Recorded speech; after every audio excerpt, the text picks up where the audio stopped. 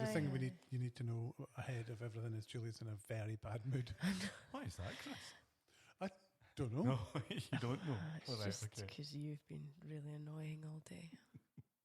Well, one thing and another. No, I'm not hitting comedy size because There's nothing funny about it. Because I'm quite good. All right. Yeah, you know. You're a big chicken. For the fucking record, right. I'm not in a very bad mood. I'm just annoyed that you said you were going to go make me a cup of tea and then you came in with a cup of tea for yourself. And I forgot, and I do apologise. And then wouldn't go and do it anyway. Anyway, you know, Stuart's got a joke. Oh, it's not a joke. It's a statement truth. of fact. It's a thing. What is it? Well, Elton John's on his tour. He's on Final his one, tour, is it? Final? and Yeah, he's I'm going. Well, he was supposedly a mate of mine, right? Is doing the catering. Oh yeah, you talked about him. Yeah. He's doing the catering when he's in Glasgow, and he got in his rider. It says that Mr. Elton John will not eat lettuce. Really? Yeah. Why not? He's a rocket man.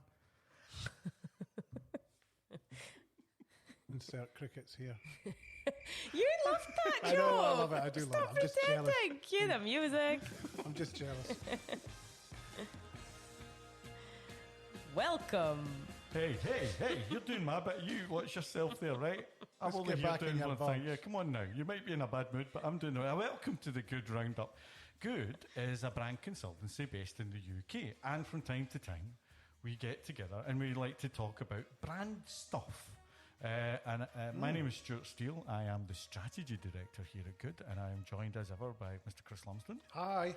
and Ms. Julie Murdoch. Hello. And today we're going to, there's a whole lot of different things we're going to talk about. Well, differently. We're going to talk about things differently. Normally what we do is we talk about a blog post and we go into a little bit deeper on a blog post that we put up on our website.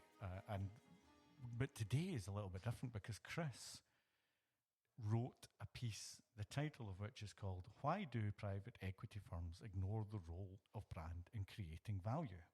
Which admittedly isn't as snappy as headless man caught in topless bar.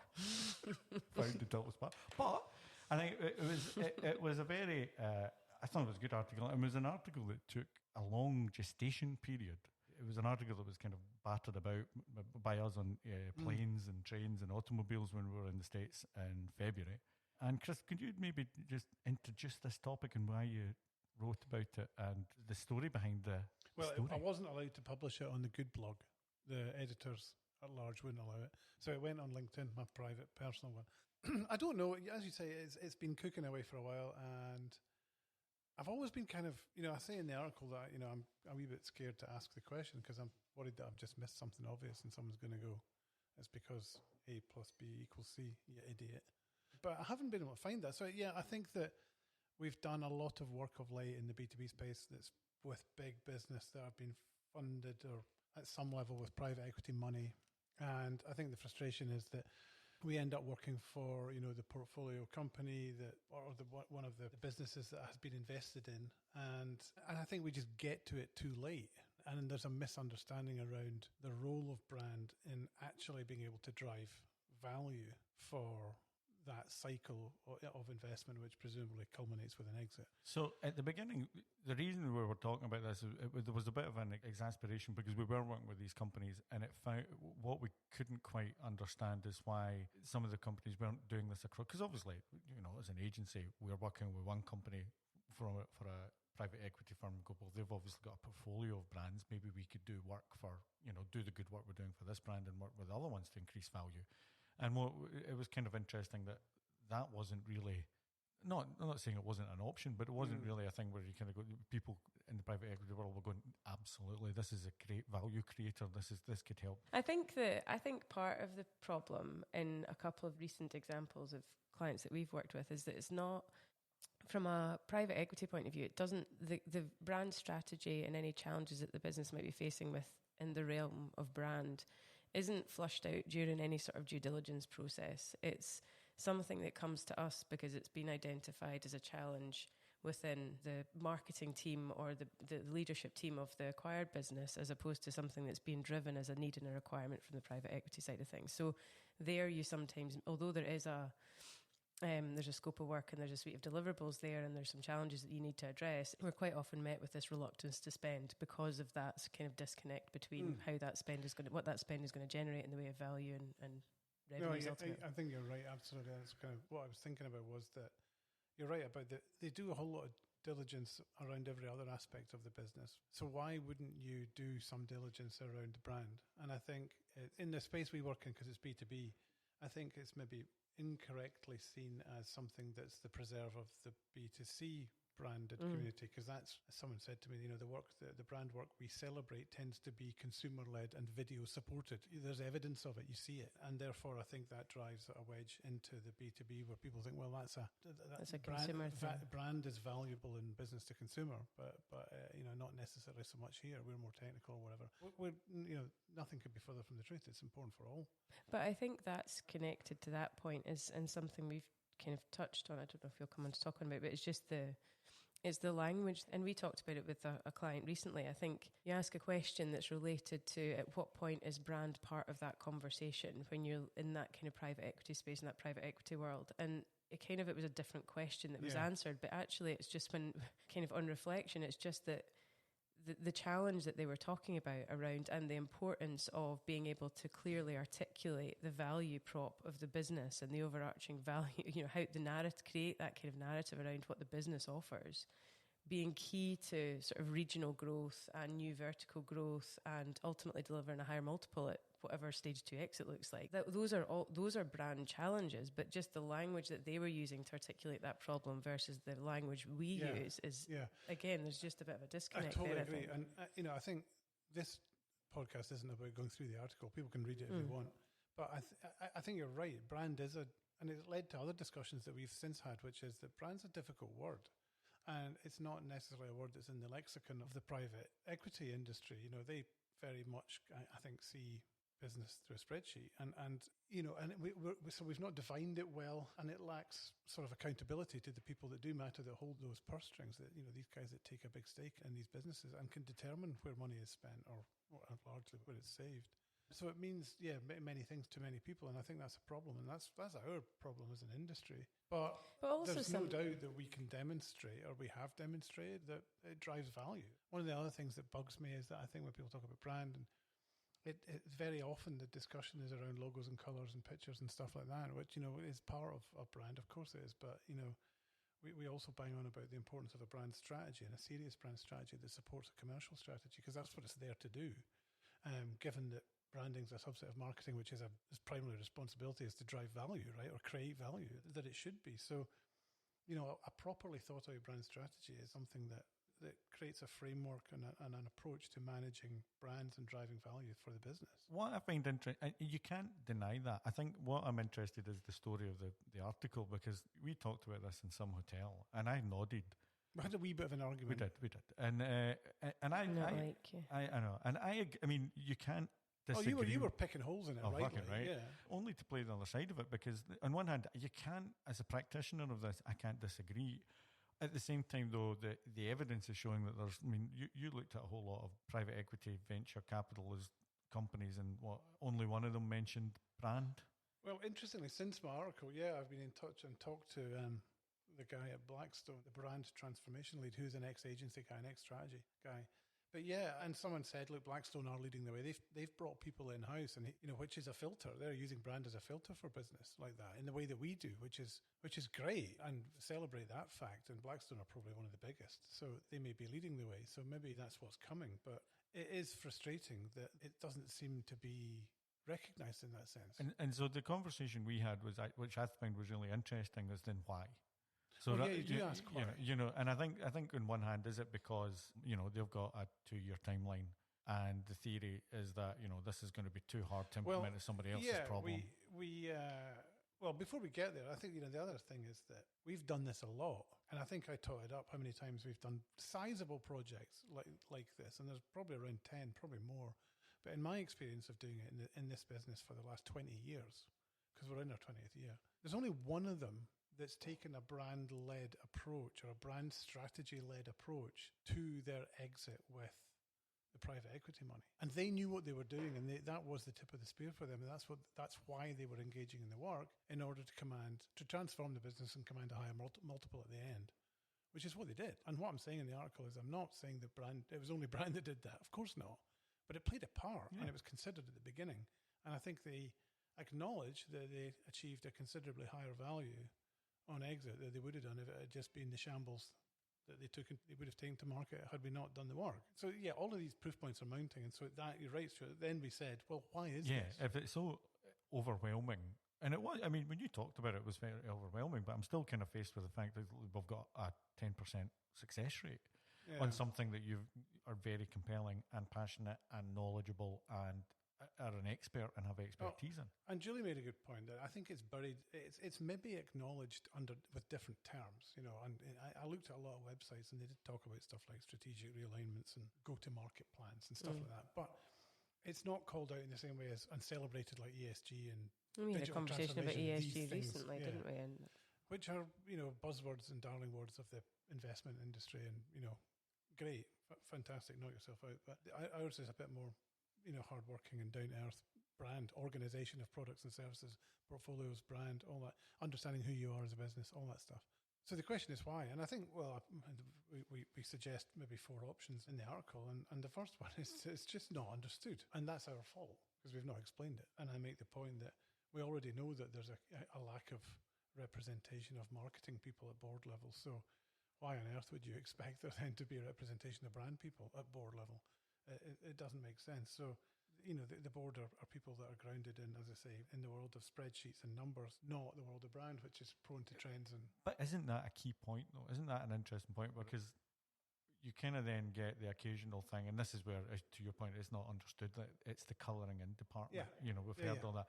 And the challenge is that it's activity, it's the activity over the outcomes, and brand could be represented with a spreadsheet. It has to have an impact. It's got to talk the language of boardrooms rather than going, look, here's a new campaign in XYZ, and it's kind of got to be, you know, it's got to have shown to have an impact or a value. Otherwise, it just will be discarded. Equally, there needs to be a maturity in that conversation to understand that the investment pays off in a non-specific way years down the line in terms of creating value that way. I mean, without going down the cul-de-sac of the conversation about performance marketing and the long and the short and all that stuff. But you're right. There needs to be a recognition that investing is a valuable thing to do. But I think once you accept that fact, or even notwithstanding that fact, there are other benefits that a unified brand strategy brings. It's about saving money to the bottom line now, not in 4 years' time. So yeah, there's the not understood thing, which is probably quite obvious. The second one is that it's misdiagnosed, which is, I think we touched on. Is they talk about it under. I mean, you Jules had an example of this where you were talking to someone pretty senior at a business, and very senior, and the way you just talked about this, didn't you? The way you framed it around brand, he didn't recognise, but he came back to you and framed it around comms or something like that, and you realise then same language, different dialect, or even different languages, right? So it's understood in a different way. And interestingly, that was someone that was from a financial background rather than a marketing or a comms background. Yeah, and I think the third one that we talked about is the fact that there is, and I think maybe Stuart, you talked about that, the return cycle is just too long. And that's the point about, there is this understanding that if you invest in brand, it pays off down the road. And it may be that people go, well, look, that's going to take 6 years. You know, we're here for a good time, not a long time. And we're going to get out in 2. And we don't even have a CMO, and you know what? It's too much hassle. Yeah, so how much of that pain do you actually want to endure for what return?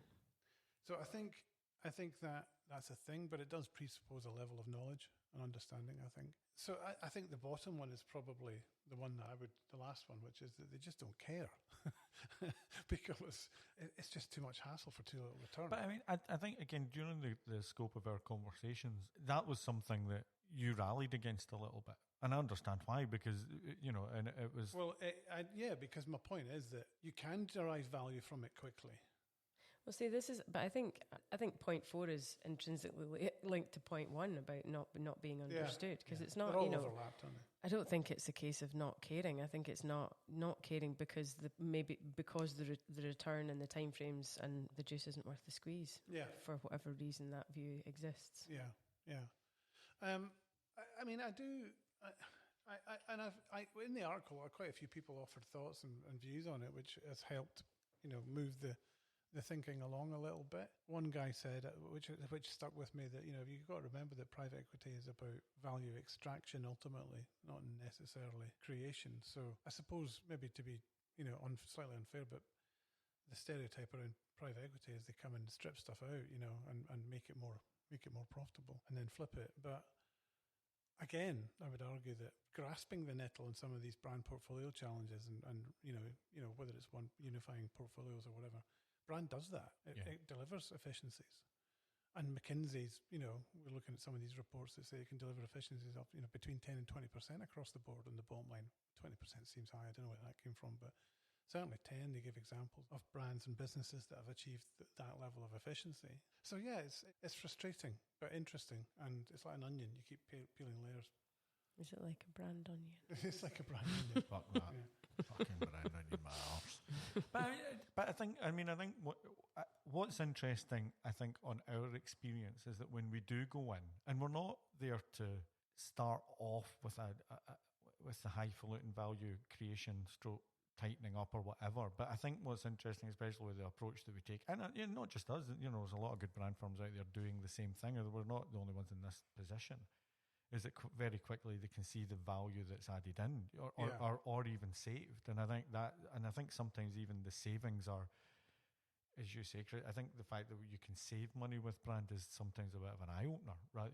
It's consolidation, it's minimizing rather than maximizing. I think the challenge with brand sometimes is like, here's more, and there's a complexity added onto it, and actually it's all about simplicity and taking it down to its roots. And but that requires sacrifice, and we've talked about that in this podcast many a time. It means it forces decisions on business, hard decisions, to say, we're going to kill that one and keep this one.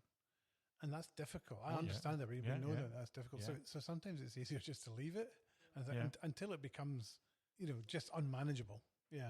Or something that's very clearly quantifiable of where it's costing them money. I think and you've written lots of articles about where brands bleed value, and I think it's kind of, to quote a Stuartism, success hides failure in a lot of these instances, doesn't it? So it's not immediately apparent where the value is being lost.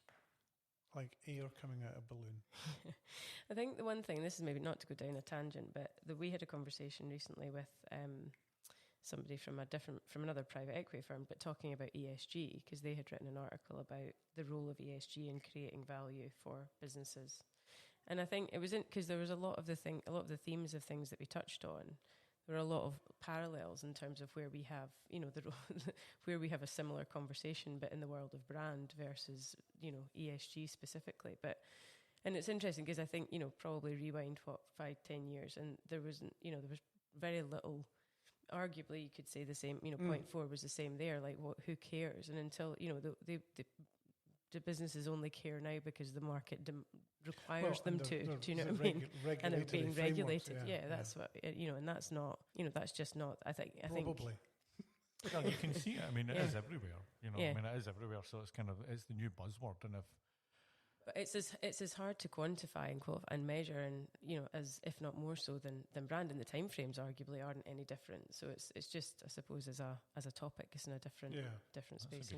I suppose it's the mindset shift, isn't it, around people being prepared to see these things as valuable and of value, and then being prepared to build their brand or business around it as a thing. And incorporate it or not. Because if you don't, you can't half do it. And also in that, it has to come from the top. You can't go in at the marketing level or the CMO level and go, let's do this. It's got to be, I mean, that was a good thing about one of the brands we've been working with recently. We talked to everybody in the top tier. And we talked to everybody, the top tier down to I'm not saying the bottom tier, but from the board. It's through the business, it wasn't just leadership, was it? And understanding that entire business and then making recommendations to help them both make money and save money through brand.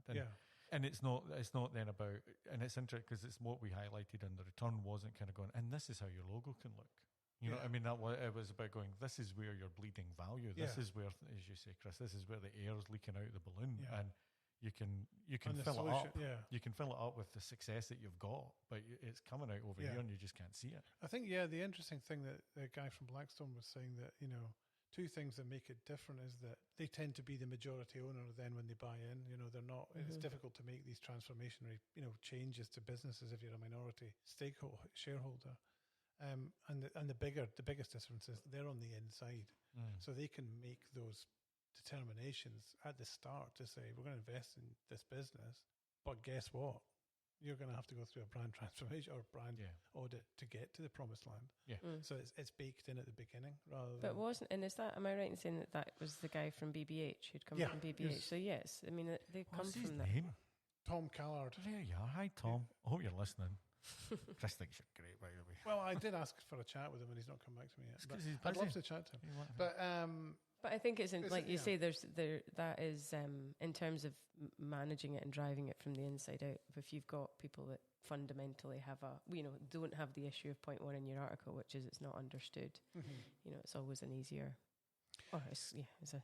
it just leaves me thinking about the future of businesses like ours. I think if what a combination we could make with partnership with private equity businesses that are interested in this kind of thing.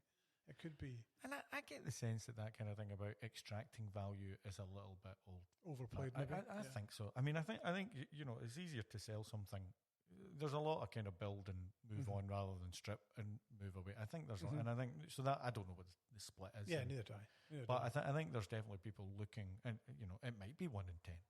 We might just have an EWOS example in there where it's kind of there. But I still think there's businesses going, look, there's an underperforming asset here rather than an asset that we can strip. Yeah.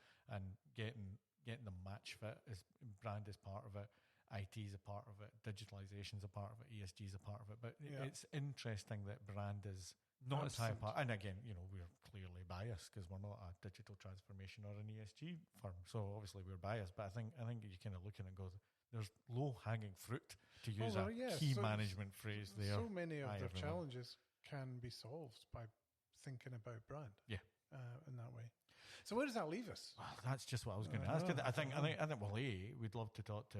I'd like to talk. I mean, and that was the reason for putting it on LinkedIn. Not that it wasn't good enough for our blog because it's a cracking piece, but it was more about the fact that we could invite comment, and it would be, and we got some interesting comments about it because, as you say, it was a genuine question. It wasn't one of these kind of there's a name for it where the question is already answered. But it's not. It was a question that we don't understand and we do want to understand, and it's an intriguing part of our business. Yeah. And because we can see the value of it, but are we doing? Why are we not doing a good enough job in explaining the value that we can create? I think that's interesting because That's an industry. That's a 12-part serial. Well, but I do think, but that's got to be the thing. That's got to be the thing because ultimately we're not doing a good job. The industry is not doing a good job to say we can add value. It's seen as a bit of frippery and a bit of because it's reduced down to its constituent parts of design and logos. Colouring in. And I think See that's above. and I think that's why we're trying to continually push that to say no. It's about making money and saving money. Sure, some of it might be clearer messaging through a logo that's a little bit easier to see. But other might be saying you've got too many products and they're named crazy and nobody can remember them. No one understands. Yeah, that's as much as you're making it really difficult for the customer. People, removing customer friction. There you go. It is. That's what it's about. Right. Okay. So I can't write believe in a postcard. Let us know what you think. Elton John only eats rocket because he's a rocket man. I know. He's a rocket. I can't believe you brought that terrible joke back. What I've done is I've closed the loop. And that's another good. And Julie's in a good mood now because she's smiling. I know. Well, only at me though. Viewers, only at me. Right. See you later. Bye. Bye.